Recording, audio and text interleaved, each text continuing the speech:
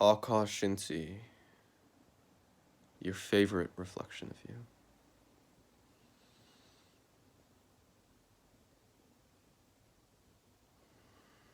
I'm so grateful for my imagination. With imagination, you can really be anything, anyone, any idea that you want to be and embody.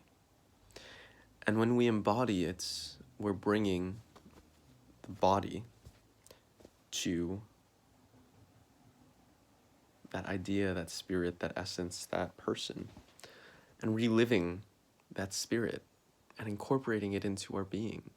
I was reading a quote earlier, I think it was today or yesterday, I don't remember when.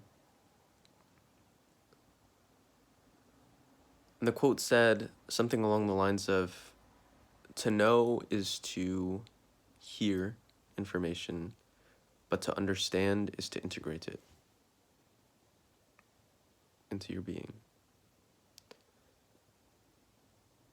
There's something so powerful about that, there really is.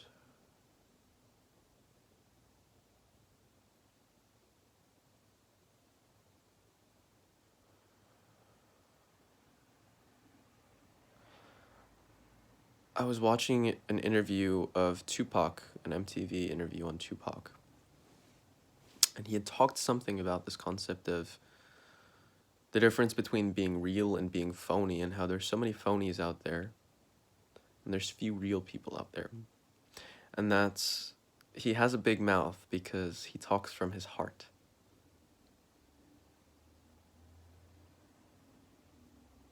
He talked about how when he was younger, he was a really quiet kid. He spent a lot of time watching cartoons, observing others around him, and it wasn't until he felt like he became his own man that he was able to speak his own heart and speak his own truth. There's something to that. There really is, because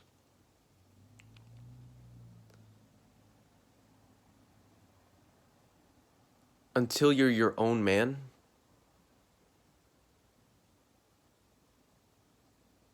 whatever you speak, the words that you speak, they aren't really your words.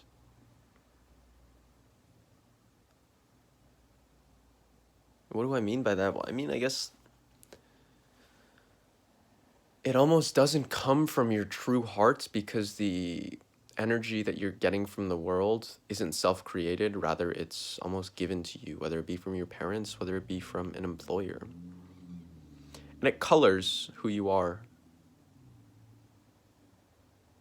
And it colors the words that come out of you. I really do think that in order to find your true voice, you need to be your own person. And it doesn't necessarily mean to be your own man. A woman can do this as well. But it's that it's speaking from the place of, without fear, of total love. It's speaking from the place of total trust in the universe, knowing that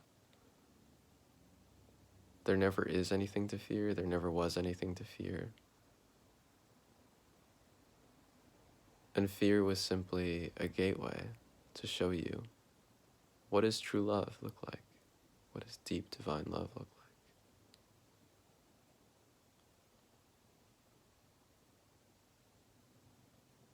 I'm so grateful and proud of my friends.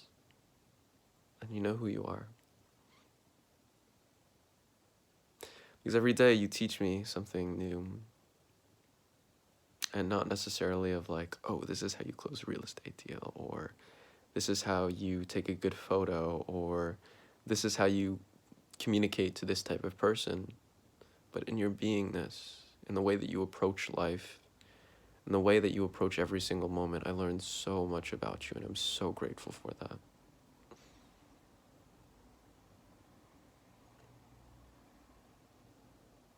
I've also been studying Russell Brand a bit recently. One of the things I truly, truly appreciate and learn more about from him is how to apply wit. And it's not necessarily how to apply it, but more than anything, it's not being afraid of what being witty will do. I like that.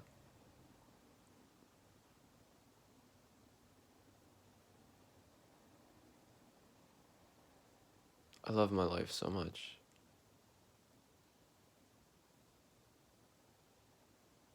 I don't know how things will pan out.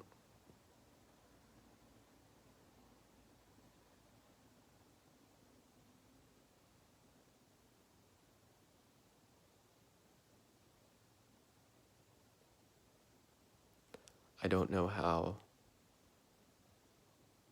long it will take for me to be self-sustaining again in terms of capital and money. But I trust myself more than anything. And one of the things that I've learned on this path, in terms of career transition, going from being sustained by a corporation or a company to being self-sustaining, is that it's a process. It takes time. And it's a process and takes time in the sense of mindsets. It's slowly, and it doesn't necessarily need to be slowly, but it's on your own time. It's understanding on your own time. This is how long it will take for me to change my mindsets. It's okay. There's nothing to be afraid of when you exist in total trust. Keep up, thrive, stay sexy.